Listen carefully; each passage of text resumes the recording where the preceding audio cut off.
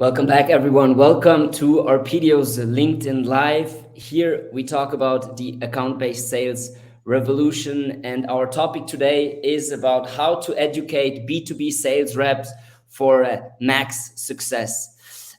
We have best-selling author Douglas Cole with us today, who just published his new book, The Sales MBA: How to Influence Corporate Buyers. And yeah, Douglas, it's a big pleasure having you with us today. Thank you. Thank you. It's great to be here. And yeah, Douglas, I would like to kick it off with a brief introduction from your side. You're wearing many hats, so I think that's the easiest way to do it here. And yeah, maybe you can also give us a bit of an idea what the story behind the book is. Yeah, sure. Well, quick introduction.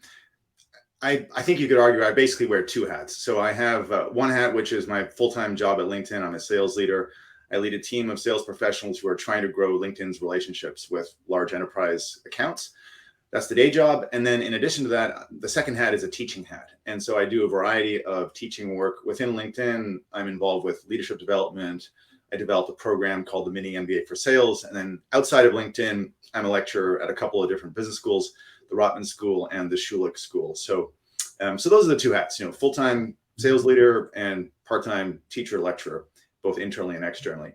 In terms of what led to the book, it was actually a direct consequence of just wearing that second hat, because I think I just inadvertently created a feedback loop in the course of developing a mini MBA for sales, which was designed initially for the global LinkedIn sales team. I started to get feedback on those modules, and I started to iterate and refine my thinking about those modules. And then that led me to try to experiment with some of the same content in an external environment with my other business school engagements. And that over time just led to a realization that this content had a broad base of support or interest in not just career salespeople, but also startup founders and just people who were interested in influencing corporate buyers in general. And so at a certain point, I just realized that it was going to cause me more discomfort and pain not to write this book than it would be to write it. So I made that decision about a year and a half ago, and then committed to writing it last year, and just came out a couple of months ago. So that's the basic story. And one thing you mentioned in the book, and I think in the sales world, like the sales education is really, yeah, maybe lacking a bit. You mentioned that across 5,000 colleges and universities in the US, so this is just the US, only 200 have courses or programs in terms of sales. I could imagine here in Europe it's even less, to be honest. But what's your opinion on this whole topic of sales education? How is this going to develop in the future? I think it is going to become increasingly recognized that sales is a very serious discipline, a professional discipline, and in fact, increasingly an academic discipline. Until now, I think the two things that have held the industry back, or held educational institutions back from embracing sales as a formal field of study, is that, first of all, I think the general assumption has been that sales is very much a kind of individualized system, that what works for one person doesn't necessarily work for another, and so there's just sort of an assumption that you have to learn by doing, and that there isn't really a solid curricular foundation for sales. I think the other thing is, on the business school side in particular, business schools tend to offer programs that are reflective of what is perceived to be prestigious fields within the business world. So they emphasize finance and consulting related skills and senior executive related skills. And sales historically has had a bit of a reputation challenge because it has been perceived as being sort of at a second tier, let's say, alongside some of those other academic pursuits. So that's been another factor. But I think all this stuff is changing now. I think, first of all, there's sort of a recognition that sales is fundamental to any business. That fundamentally, if you do not understand the growth engine as a discipline, as a practice, as a system, then you're not really going to be a good corporate leader. And most people also just realize that in their jobs, they're doing a lot of selling. You have to get people's attention. You have to find a way to get people to care about what you're trying to advocate. And so, there's a book that came out 10 years ago by Dan Pink called To Sell is Human. And at the time of that publication, he estimated that about 40% of knowledge workers' time was effectively selling time. But that's certainly higher now, I would say. It's almost certainly much higher. And so I think this combination of people's growing awareness of the centrality of sales in a knowledge worker's life, and I think also just the growing awareness that sales is a bona fide discipline for any business leader to understand and master, is starting to change the perception of what's needed in terms of an education in sales. And actually, we saw this change also here, for example, with the Copenhagen Business School. Just recently, we had a group of students over at the office who are studying a graduate program in sales management. So I also think there are going to be a lot of changes in this direction. And I would like to park this discussion about the trends in the sales world for now, and then start focusing more on the book. But before we dive deeper into the book, I would like to take a step back, because I think it's really interesting for the audience to understand your general perspective on sales. You say sales is a combination of psychology and strategy. Can you tell us a bit more about that? Yeah, I think I should be clear, first of all, that I'm talking in particular about B2B sales, business to business, selling to corporate buyers. This does not encompass a B2C use case, that of a real estate agent or someone who's selling to an individual buyer. We're talking about company buyers. And I would say that it's strategy and psychology, in the sense that these are the raw ingredients of what actually impact that buyer's decision. You need to be able to understand what it is about his or her company that is most important with respect to your product or service. And you need to be able to draw a clear connection between the competitive prospects of that business and the extent to which you can help. Right? That's sort of the strategic element. That's the rock on which the business case is built in any corporate buyer conversation, I would say. And then the other thing is, sales is ultimately a human to human conversation. And in that sense, it's very much about psychology. The way that somebody perceives a value proposition is not in absolute terms, it's in relative terms. It's relative to other offers, it's relative to other salespeople, it's relative to a whole bunch of other things. And therefore, it's very much about psychology and your understanding of how someone's psychology significantly affects the way you are perceived. So yeah, I think fundamentally sales is strategy, psychology, and systems. That would be my third pillar. I mean, as you know, I'm a big fan of frameworks, but I think ultimately, sales is understanding strategic and operational agenda, and strategy. It's understanding, how people decide, how they make decisions, and then it's very much about having a system for you as a seller and you as a sales organization, having a system in place that drives momentum. And we'll go into the framework in a second.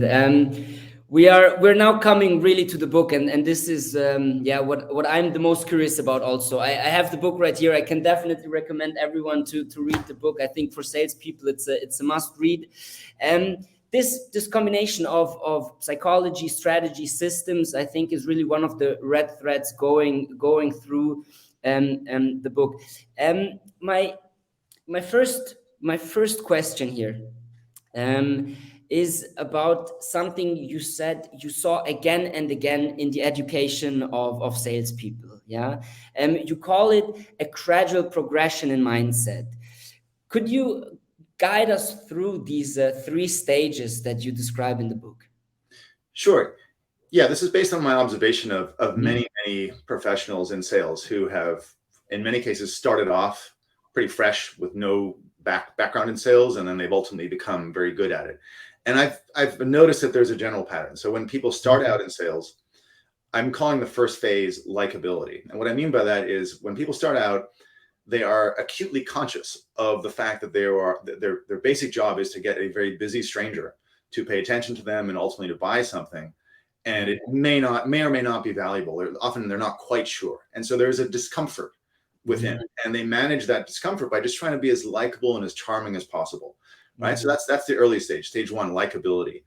Then I think as sellers get better at their craft, they start to become more aware of what the buyer needs, what they're trying to accomplish. They embrace their own agenda a little bit more honestly, and they try to get to this win-win outcome. They try to get to a place where both parties can benefit. And I'm calling that stage two, mutuality. And then I think that there's a rarefied space on level 3, which only a small portion of salespeople get to. And I'm calling this objectivity. In other words, this is a state where the buyer knows perfectly well that the seller has a commercial agenda. It's obvious that the seller that will benefit economically from a sale. Nonetheless, the buyer sees the salesperson as a trusted advisor. It sees this person as plausibly objective, even with that agenda. And so that's what I'm calling objectivity as the third and sort of ideal state to be in as a sales professional in the B2B space. It's very hard to get there. And what I'm trying to do in the book is I'm trying to break down the components of that mindset, what allows you to operate at that level. And yeah, I will pick this up right away. I will pick this up right away. And let's talk about the framework. Yeah. And here we come also back to the title of the book, How to Influence Corporate Buyers, right? You're talking about raw ingredients for successful B2B selling, and maybe lay out this framework for us. Yeah, there are 3 core parts to the framework, and each of those parts is based on what I think, let's call it a theory of the game, right? Yeah. So in other words, that phrase, actually I should properly recognize Reid Hoffman, the founder of LinkedIn. He uses this term quite a bit. Reid Hoffman said that when he was younger, he played a lot of board games, and that was probably one of the things that helped him become more of a strategic thinker. But he believes that in order to be good at any game, you need to have a theory of that game. You need to understand what are the rules and parameters and protocols that determine a winner of that game. And so what I'm trying to argue in this book is that you need a theory of the game with respect to sales, and B2B sales in particular. You need to understand what's really going on in a B2B sales conversation. And I'm suggesting that there are 3 overlapping filters through which you're looking at any sales conversation. There's an external, an organizational, and an interpersonal component. So, externally speaking, all those sales conversations are to some degree related to the market-facing position of that company. You need to have some understanding of what it takes for this company, or how this company, where it's chosen to compete in that external marketplace, and what it's going to take for that company to win. That's the external piece. Organizationally, you have to have some understanding of where is the energy for change within this organization. Where is that energy coming from, and how you can feed it as a salesperson. So that's the organizational dimension.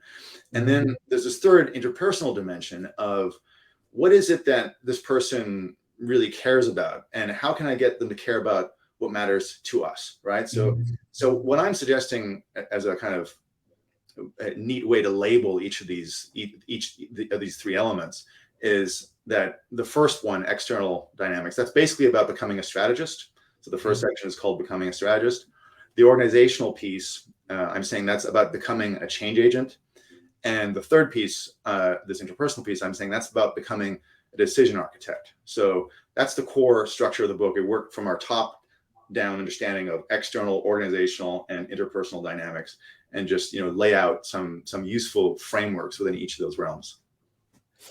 And maybe going to the first part, becoming a strategist.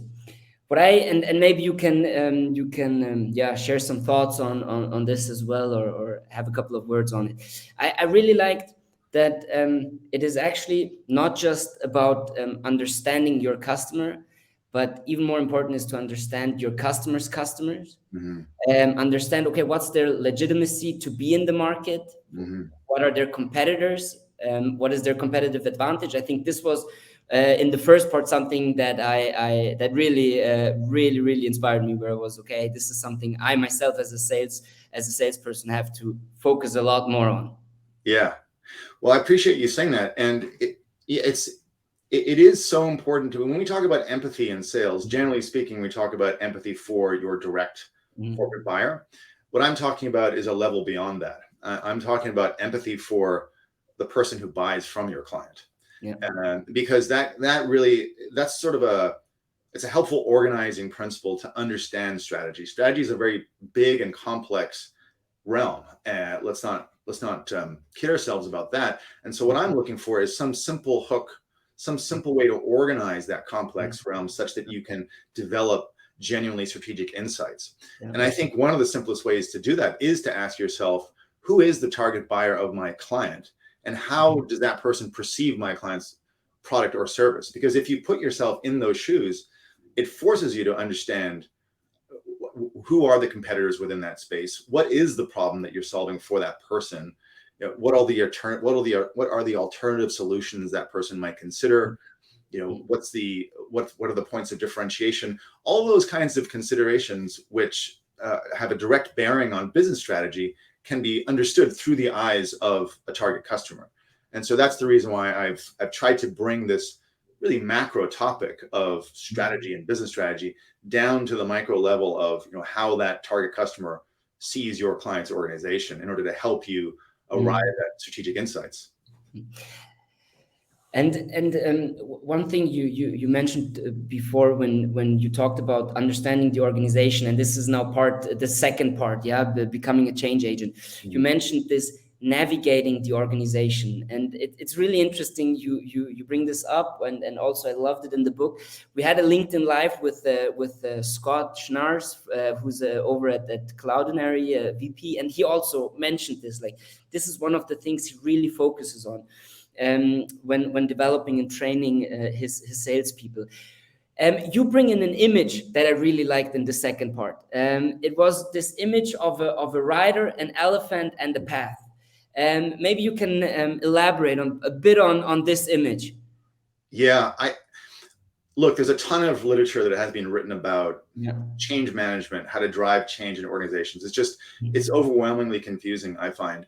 And so I was looking for a very simple framework that seems to stand out as the best of the bunch. And throughout my research, I would say that this particular image, which ultimately comes from Jonathan Haidt in a book called The Happiness Hypothesis, and was then adopted by a couple of notable change theorists, the Heath brothers in particular. The image is this: it's a rider, an elephant, and path. It's the image of a rider sitting on top of an elephant, directing the elephant over a path. And the reason why this image is such an important image and metaphor for understanding how organizations change is that each of those three things, the rider, the elephant, the path, they're representative of the three core things you need in order to drive any organizational change program. So the rider symbolizes the very prescriptive instructions, very precise, detailed, prescriptive instructions that you need to give a person or an organization with respect to that change initiative. What exactly are we trying to do? Why are we doing it? You know, those things have to be answered, and that's communicated through the image of the rider. The rider then directs the elephant, and the elephant symbolizes the immensity of these sub-rational or subconscious forces that are always much more powerful than any kind of rational determination in an organization. And it's basically the social community. You know, the social community is far and away the largest determinant of whether a change is going to take hold in a company. And so you need to know how to harness that social community. And so that's the second dimension. And then the third is the path, which is symbolic of the structural environment. Every change program is also going to be clearly impacted by just the recurring scenery, if you will, that people are exposed to. What is the digital structure that they're living in day to day? What are the meetings that they're attending on a regular basis? What are the messages that they're being bombarded with on a regular basis? All those sort of structural elements also have a significant impact on the success of a change program. So this image of personal, or this concept of personal, social, and structural as the foundations of a strong change program are, I think, really nicely communicated in that image of the rider, elephant, and path. Yeah, definitely. I really liked it. It was really stuck in my head. Regarding the last part 3, becoming a decision architect, you say something which also was stuck in my head. You say effective sellers are sophisticated psychologists. Yeah. What do you mean by that? Well, so that section 3 is heavily influenced by the academic field of behavioral economics, which is becoming increasingly popular, I would say. And behavioral economics differs from traditional economics in that it argues human beings are not rational in the way that traditional economics used to assume. There's so much evidence to suggest that most of our decisions are, in fact, irrational in some way. And so what behavioral economics, the basis of behavioral economics is to say that there are these boundaries within which human beings make their decisions, right? There are boundaries of attention. In other words, there are limits to what we can actually pay attention to. There are boundaries of rationality. There are limits to how rational we can be. And then there are boundaries of self-interest. So, we're only, generally speaking, go as far as our self-interest will propel us to do. So those foundations in behavioral economics, I think, are directly applicable to selling. Because ultimately what you're trying to do in a sale is you are, first of all, trying to get a customer's attention, which means that you are operating within the bounds of attention. Then you are trying to get that customer to make a judgment about your product or service, which means you are operating within the bounds of rationality. And then third, you're trying to get that customer to act, to do something, which means that you are operating within the bounds of self-interest. So I think selling, people who are good at selling, either consciously or unconsciously, they have a deep understanding of these things. They have a sense, they have a theory of the game with respect to human psychology and how to work with other humans, on these levels. And Douglas, this previous question, or this previous part now, was really targeting the title of the book, right? What I would like to do now is to shift a bit and ask a follow-up question that goes more in the direction of how to educate B2B sales reps for maximum success. And how can sales leaders educate and train salespeople in these raw ingredients that you need for successful enterprise selling?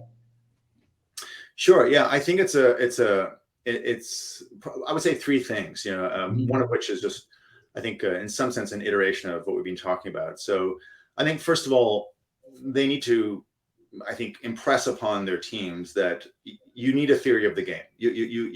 You need to develop your own theory of what's really going on. I've put forward my suggestion of what I think these raw ingredients are. But to be successful in any game, you need to have a macro understanding of what's going. That goes back to this objectivity that we're talking about, right?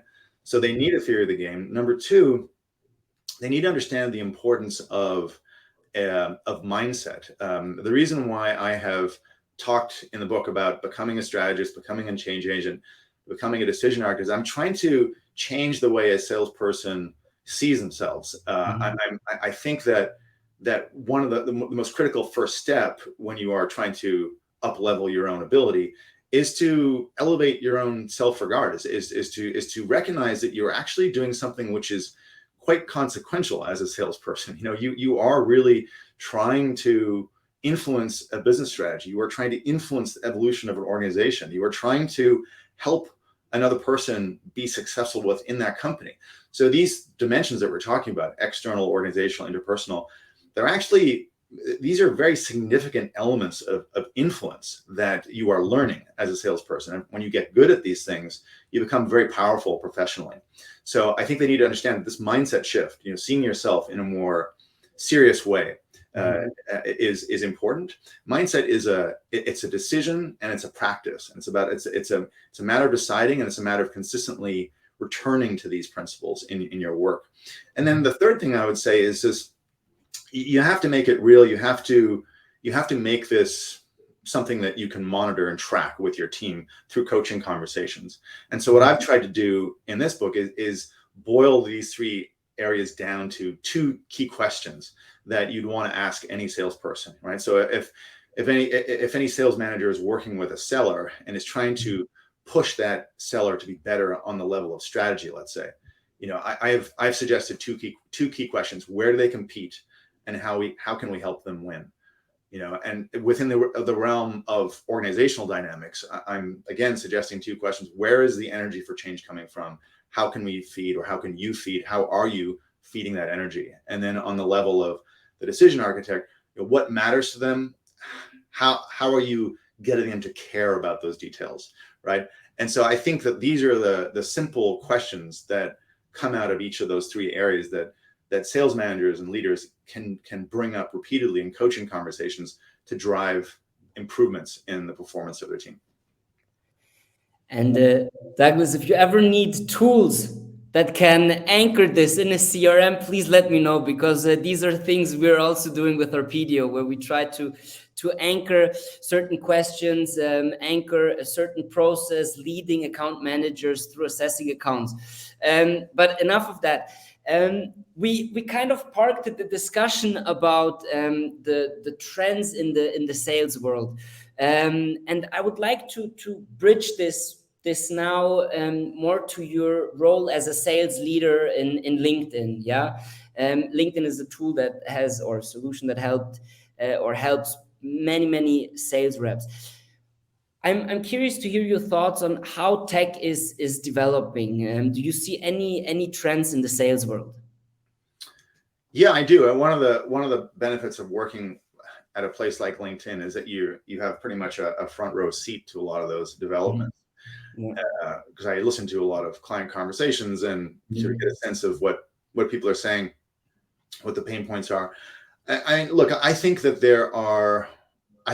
so many things that we're seeing right now just stem from just a general technology or information technology trend.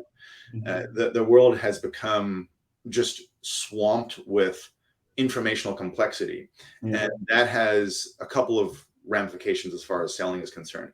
One is that the number of stakeholders who are involved in a corporate selling decision just continues to rise, right? I think around 6 years ago, it used to be an average of 7 people per enterprise buying decision, and now it's more than double that, and it's as high as 20 or more when you're talking about particularly complex sales. So because of the proliferation of information and knowledge, that has led to role specialization, that has led to more and more stakeholders that are required in order to bring any company to make a buying decision, right? So that's one implication. The second thing, though, is that just on a more sort of day-to-day buyer-seller dynamic basis, the amount of information has reached a breaking point where buyers are just overwhelmed with outreach, sellers' response rates are going down. There's just information overload. And I think what this means is that the industry is now undergoing a fundamental shift to the way it views data, and it's moving from sort of a data search model to more of a data sensing model. In other words, it used to be that you just want to give your sellers and your teams a bunch of new information and saying, we think this is useful, actionable information, go and do with it what you will. Now that's no longer a reasonable request because there's too much to process. There's no way that any human alone can make sense of it. We need something to help us distinguish the signal from the noise. And so I think the biggest development that I'm seeing, and in fact, this is a central feature of LinkedIn's product roadmap, is AI-driven sales, and we're calling it deep sales. Yes. Where the technology is an AI-driven technology in order to be able to anticipate the buyer receptivity and anticipate organizational changes and anticipate whether a deal is at risk because of people movements that are perceived within that organization. So sellers fundamentally crave, I think, some new capability that allows them to prioritize and distinguish the signal from the noise. And so that, I think, is going to be one of the big new developments in sales. And I'm very happy with this answer. Thank you. Like the first part is something we're doing as well with our relationship mapping capabilities, and then that you bring in or mention the AI is also something we are really looking into. So great answer. Thank you for that. Yeah, Douglas, we're coming a bit to an end here. I would like to ask you one last question to wrap it up. For sales leaders watching this LinkedIn Live, do you have one recommendation or one key takeaway?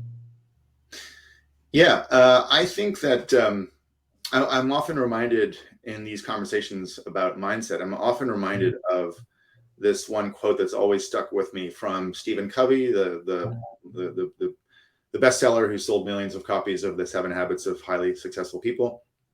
And he had this one quote a while ago, which was, he said, if you're looking to make incremental change in someone, focus on the behavior. He said, if you're looking to make quantum change, he said, focus on the paradigm. In other words, the mental model. And I think that's the essence of what I'm trying to argue in this book. I'm trying to argue that it starts with the way a seller, sees themselves, as a strategist, change agent, and decision architect.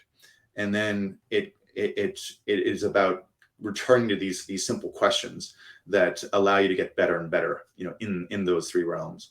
So that's what I would say. Thank you very much. It was a great session. If people want to buy the book, what's the easiest way to buy the book?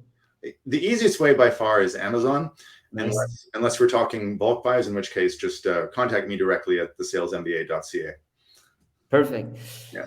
That's it. There's not much more to say, Douglas. A big thank you for taking the time. I think we learned a lot today. I can highly recommend the book. And thank you for watching. Next LinkedIn Live, we will have the responsible from Salesforce.com for their graduate program. So we will talk again about the development of salespeople and also the hiring process. So stay tuned, follow our video, and see you soon. Bye-bye. Thank you. Thank you very much.